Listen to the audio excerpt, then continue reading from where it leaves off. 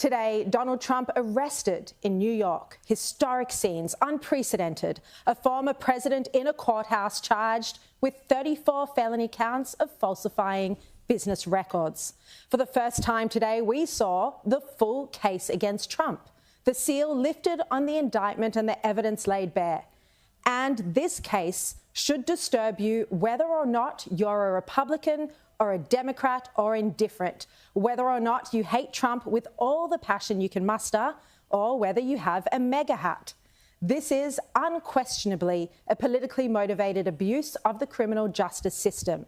And this isn't to say Trump doesn't have a strong case to answer in Georgia, where he's being investigated for voter fraud and attempts to interfere with the 2020 election.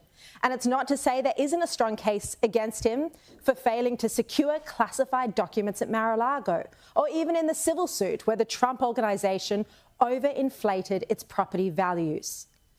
But in this first case, where Trump was today arrested, fingerprinted and arraigned in his hometown of New York in what has amounted to a global spectacle, here the evidence against him is lacking and the case is flimsy. Let's look at the detail. Trump was charged with 34 felony counts of falsifying business records as part of an orchestrated scheme to influence the 2016 presidential campaign by paying hush money to stop negative stories about his sexual affairs from hitting the news. The 34 counts each relate to an individual business record. It's the 34 payments to Michael Cohen to reimburse him for the hush money.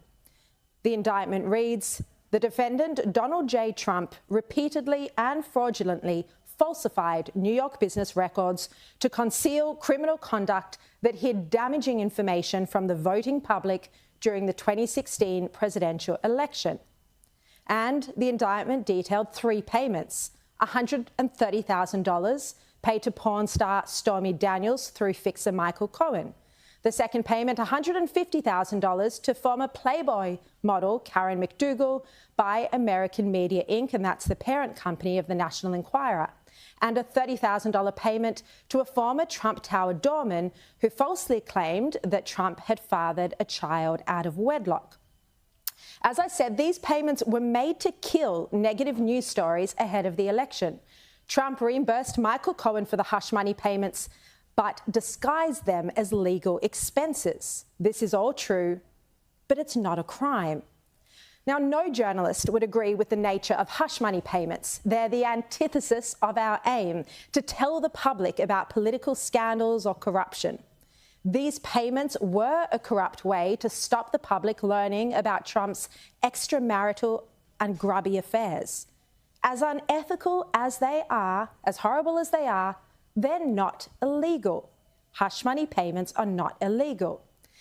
And we have here a Democratic, and I say that in the sense of his political leanings, a Democratic prosecutor is trying to twist and turn these unethical payments into criminal conduct.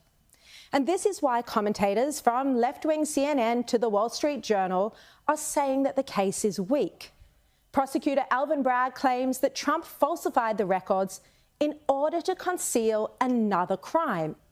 The indictment reads that Trump falsified the business records, and I quote, with intent to defraud and intent to commit another crime and aid and conceal the commission thereof. But Alvin Bragg doesn't go on to explain what crime Trump is trying to conceal. And Trump hasn't been charged with a more serious crime. As the Wall Street Journal reports, here's the big question that Mr. Bragg still hasn't adequately answered. Where is the second crime? They write, recall that falsifying business records is a misdemeanor in New York. It's a felony only if the books were cooked with an intent to commit another crime or to aid or conceal the commission thereof. When Mr. Trump worked out this reimbursement arrangement with Mr. Cohen, what other crime was he allegedly trying to cover up? Now, Bragg can build a case about misuse of campaign finances and breaching the cap on political donations. He can base this on Michael Cohen pleading guilty to making an illegal financial contribution. But this is a weak case.